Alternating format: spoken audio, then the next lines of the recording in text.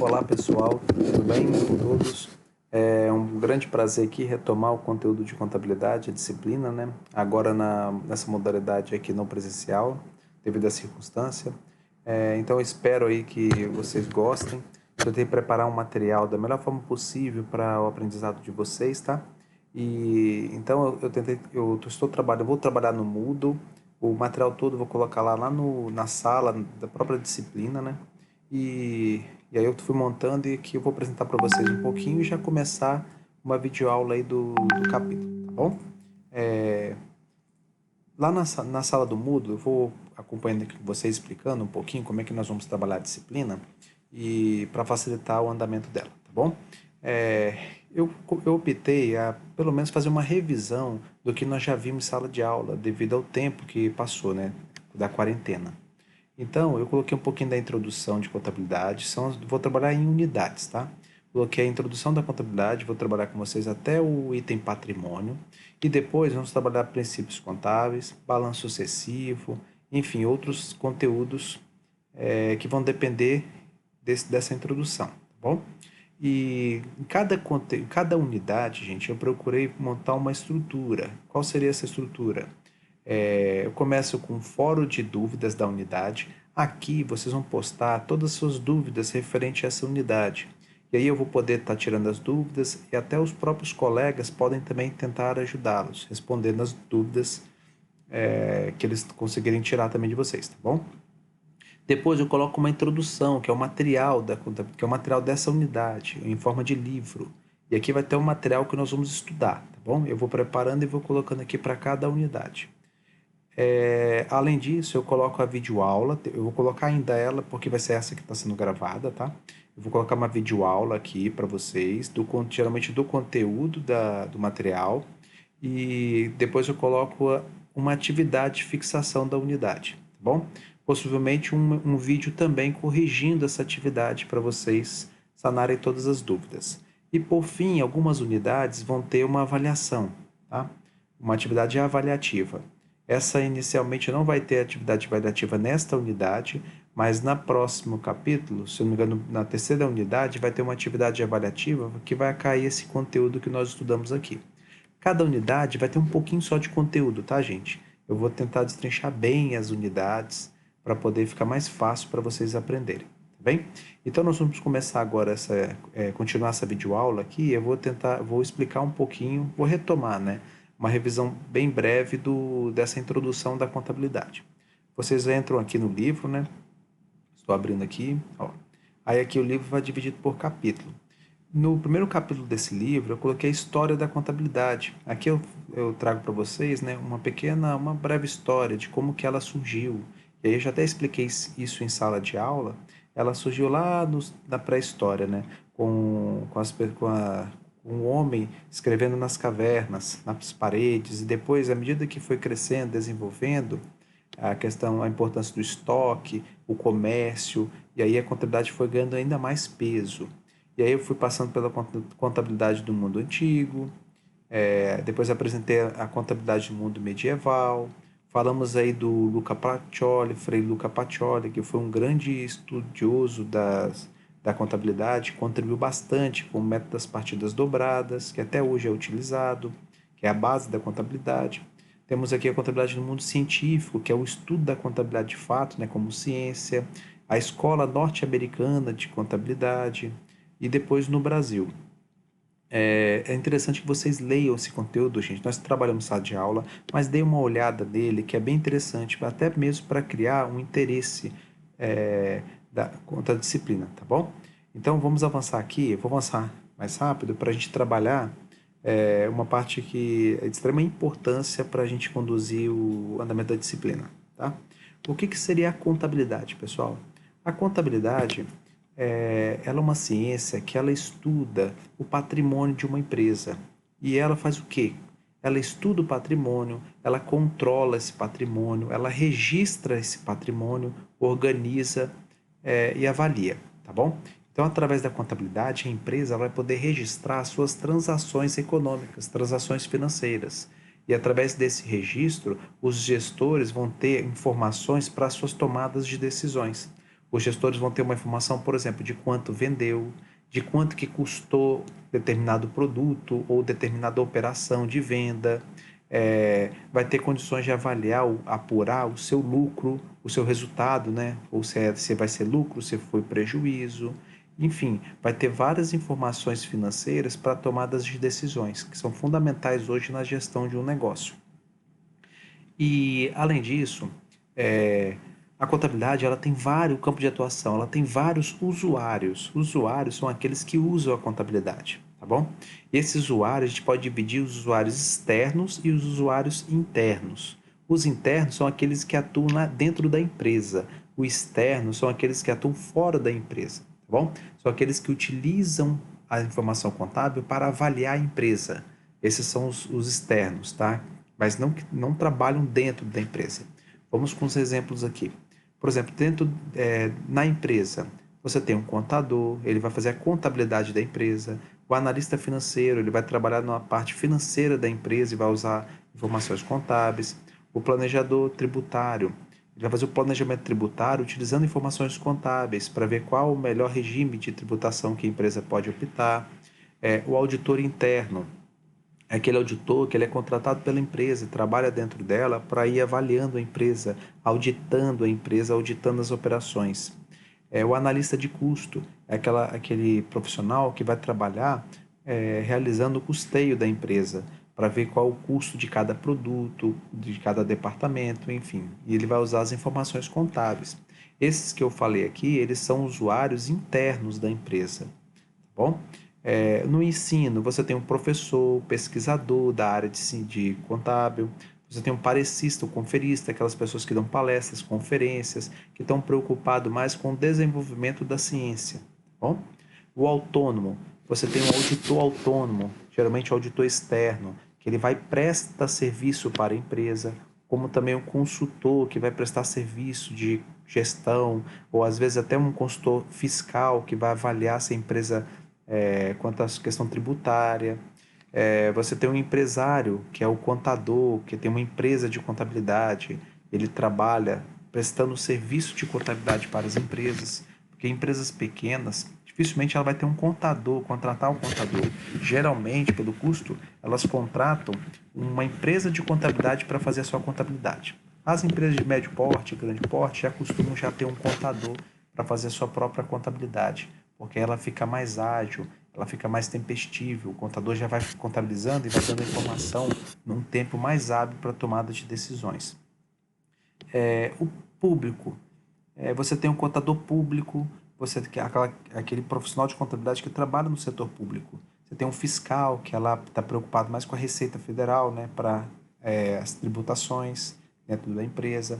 O Tribunal de Contas, ele usa a contabilidade, os relatórios, para saber se as empresas, os órgãos estão respeitando as normas, né? O contador oficial, enfim. E aí tem a diferença, que eu comecei no início, né? Os usuários internos são aqueles que trabalham dentro da empresa e utilizam a contabilidade. Exemplos: você tem o próprio contador da empresa, os próprios gestores da empresa que utilizam a contabilidade, os funcionários da empresa que utilizam a contabilidade. E os usuários externos, outros exemplos: um banco que a empresa tem a conta ou que a empresa vai lá para poder pegar um empréstimo. O banco vai e avalia através dos balanços contábeis, dos relatórios contábeis, para ver se a empresa tem garantias para poder emprestar esse dinheiro para ela. O governo é um usuário externo. Ele, através dos relatórios contábeis, eles vão verificar se a empresa está apurando e recolhendo os impostos corretamente. Fornecedores. Os fornecedores, na hora de vender um produto para a empresa, venda a prazo, para dar esse crédito, eles podem pedir alguns relatórios contábeis às empresas para ver se elas têm condições de arcar com esse acordo, né? Os próprios clientes, na hora que vai comprar com a empresa, por exemplo, vai fazer uma encomenda ou vai comprar um apartamento na planta.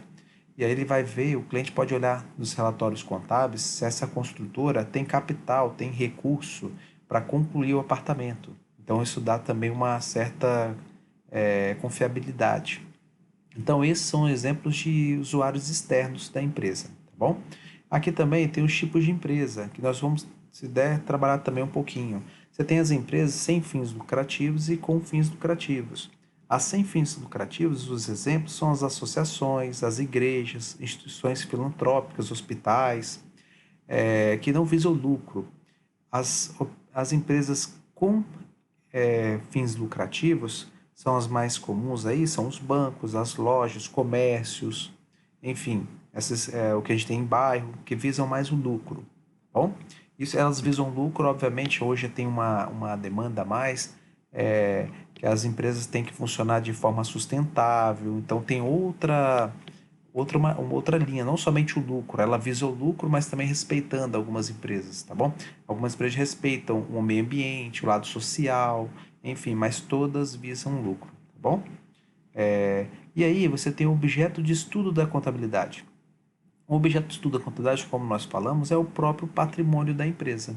Ela vai avaliar, registrar e estudar esse patrimônio, tá bom? Controlar esse patrimônio para ver como é que a empresa está, como é que a operação da empresa está andando, tá bom? E aí nós vamos trabalhar agora que é extremamente importante. O que é patrimônio? Patrimônio, gente, nada mais é do que o conjunto de bens, direitos e obrigações de uma empresa, tá bom? Então, patrimônio você vai somar os bens, os direitos, menos as obrigações da empresa. E aí você tem o total do patrimônio de uma empresa ou de uma entidade, tá bom? E aí vamos trabalhar um pouquinho o que seriam os bens, os direitos e as obrigações. Os bens são os itens ali que possuem um valor econômico, ou seja, que tenha valor financeiro e que satisfaça as necessidades humanas ou de uma empresa, podendo ser o que? Ser intangíveis ou intangíveis, tá bom? E aí, vou já classificar intangíveis e intangíveis e vou dar os exemplos. Bens tangíveis são aqueles bens que têm formas físicas. Por exemplo, que tem corpo, que é corpóreo, que você pode tocar. Exemplo, o dinheiro você pode tocar, uma mercadoria para venda, móveis, máquinas, equipamentos, um computador, um vestuário. Então, isso tudo você pode tocar, são bens tangíveis e tem valor econômico que pode satisfazer as necessidades ali de uma empresa, de uma entidade.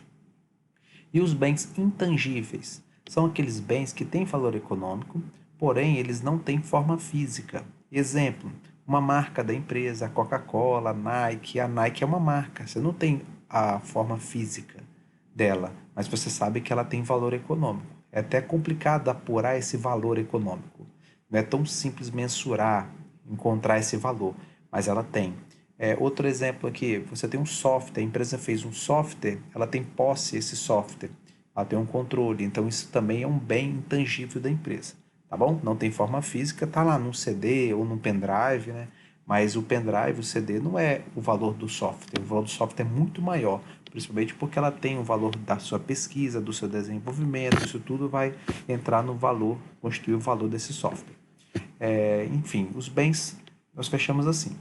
Os direitos. Direito, gente, basicamente é todos os valores que a empresa tem a receber. Exemplo, ela vende algo a prazo para um cliente. Então, ela entregou o seu produto para o cliente e tem a receber o dinheiro, o valor da venda. Isso é um direito dela. Ela entrega algo e tem a receber o valor em troca. Se ela não recebeu, ela tem o direito de receber. Quando ela recebe esse valor, ela pega o dinheiro, então ela pegou um bem tangível e acabou o seu direito, não tem mais direito perante o seu cliente. Então, direito é tudo que a empresa tem a receber, tá bom? Aluguéis a receber, aplicações financeiras, o próprio dinheiro depositado no banco. Esse dinheiro, se tivesse com a empresa, seria um bem dela. Mas como está depositado no banco, ela não está com posse daquele dinheiro. O dinheiro está na mão de terceiros. Então ela tem o direito de pegar esse bem de volta, tá? Isso só vai acontecer quando ela for sacar o dinheiro. Então, bens é tudo que a empresa tem a receber. Tem outra definição que eu gosto de trabalhar, é o seguinte: bens é tudo que é meu, que é da empresa, mas está em posse de terceiros, tá bom? Então o terceiro tem que devolver ou pagar algo em troca, um valor em troca, tá bom? E as obrigações? É o contrário dos direitos. É tudo que a empresa tem, a entidade tem a pagar. Exemplo, ela consumiu energia elétrica, ela consumiu, e aí no final do mês apurou um valor e ela tem a pagar aquele valor. Se ela ainda está devendo, ela não pagou, Ela consumiu durante o mês e vai pagar no próximo mês. Então, ela tem um contas a pagar de energia. Isso seria uma obrigação dela. Quando que encerra essa obrigação? Quando ela for lá e pagar o boleto da conta de energia. Outra coisa, ela foi e fez uma compra a prazo. Ela comprou, talvez, estoque para venda e se comprometeu a pagar daqui a 30 dias. Nesse prazo de 30 dias, então, ela tem um valor a pagar. Ela tem uma obrigação perante o seu fornecedor, que só vai ser sanada quando ela for lá e pagar esse fornecedor. Tudo bem? Então, obrigação é a dívida dela, o que ela tem a pagar. Exemplos de obrigações. Uma outra definição. É o contrário. Tudo que a empresa tudo que é de terceiro está em posse da empresa. Ou seja, tudo que ela, por exemplo, ela foi num fornecedor e não comprou o produto, ela foi no fornecedor, pegou aquele produto, mas não pagou ainda. Então, é de terceiros, mas ela é de terceiros, mas está sob posse dela, tá bom? Isso é uma outra definição que vai ajudar você a entender algumas continhas, tá bom? Então, obrigação é tudo que é de terceiro está sobre minha posse, ou seja, eu tenho a obrigação ou de devolver o produto, o item, ou de pagar aquele item. E direitos, tudo que é meu está em posse de terceiros, ou seja, o terceiro tem que me pagar ou devolver o produto, porque eu tenho direito sobre eles. Tem duas continhas aqui que vou até citar logo, porque elas podem confundir. Por exemplo, adiantamento ao cliente. Quando a empresa vai, adiantamento de clientes, perdão, é quando o cliente adianta o dinheiro para a empresa. Exemplo, quando que ocorre isso? Quando, por exemplo, questão do apartamento mesmo, o cliente vai lá dar uma entrada para a empresa para poder construir esse apartamento. Quando o cliente dá uma entrada para a empresa está devendo esse cliente. O que está devendo? Está devendo o apartamento. Ou entrega o apartamento ou entrega o valor que o cliente depositou ali como entrada do apartamento. Por quê? O cliente ele adiantou o dinheiro, tá vendo? Adiantou em troca de nada, em troca de um compromisso. Então você tem a obrigação de pagar esse cliente ou devolver esse dinheiro, tá bom? Outro exemplo de direito de adiantamento de cliente. Por exemplo, um cliente vai lá e vai encomendar uma pia, um mármore, uma pia de granito. Você encomenda a pia de granito, faz as medidas, né? E vai lá, adianta. Por exemplo, você comprou por R$ 5.000 essa pia de granito. Você adianta R$ 2.000 para o seu fornecedor. O seu fornecedor, no caso, tem uma obrigação com você. De quanto? De R$ 2.000. E você? Você não tem obrigação com o fornecedor, você tem um direito, porque você entregou os R$ 2.000, mesmo que a pia vale 5. Quando o fornecedor entrega a sua pia, pronto, ele não tem mais obrigação contigo, ele te entregou a pia. Você não tem mais direito de R$ 2.000 com ele. Agora você tem uma obrigação de R$ 3.000 com ele. Por quê?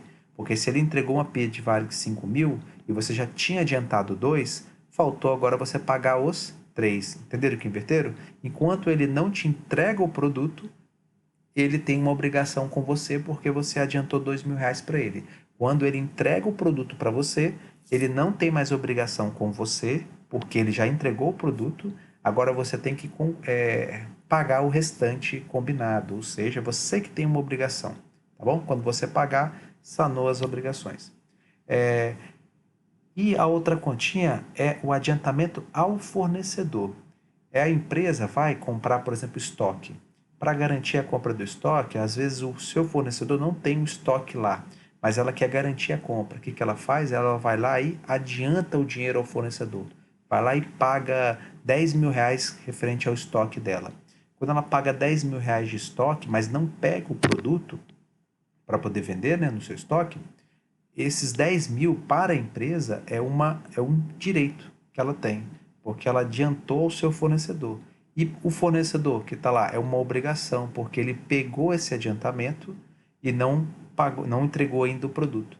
Entenderam? Então, resumindo, adiantamento de cliente. Quando o cliente adianta dinheiro para a empresa, é uma obrigação para a empresa, tá? O valor desse adiantamento entra como uma obrigação. Agora, quando você faz um adiantamento ao fornecedor, quando a empresa faz um adiantamento ao fornecedor, a empresa adianta um valor para o fornecedor, isso é um direito para a empresa, porque ela adiantou um valor e vai esperar o produto chegar, tá bom? Então, é isso que nós concluindo aqui. E aí a gente, só um exemplo rapidinho de patrimônio. Então, nós sabemos agora o que é bem, direito e obrigação. O patrimônio é o conjunto de bens mais direito menos obrigações, tá bom? Menos obrigações. E aí um pequeno exemplo aqui. Por exemplo, uma empresa tem 100 mil reais de bens, tá? Pode ser um veículo. Uma empresa tem um veículo de 100 mil reais, ela tem uma conta a receber de seus clientes de 50 mil reais, então ela tem um bem de 100 mil reais e um contas a receber, ou seja, que ela tenha um direito de receber de 50 mil reais. Então ela teria um patrimônio de 150 mil reais. No entanto, ela tem 30 mil reais a pagar com relação aos seus salários dos seus colaboradores, dos seus empregados. Ela tem a pagar. Logo, qual seria o valor do seu patrimônio se fosse só esses os itens?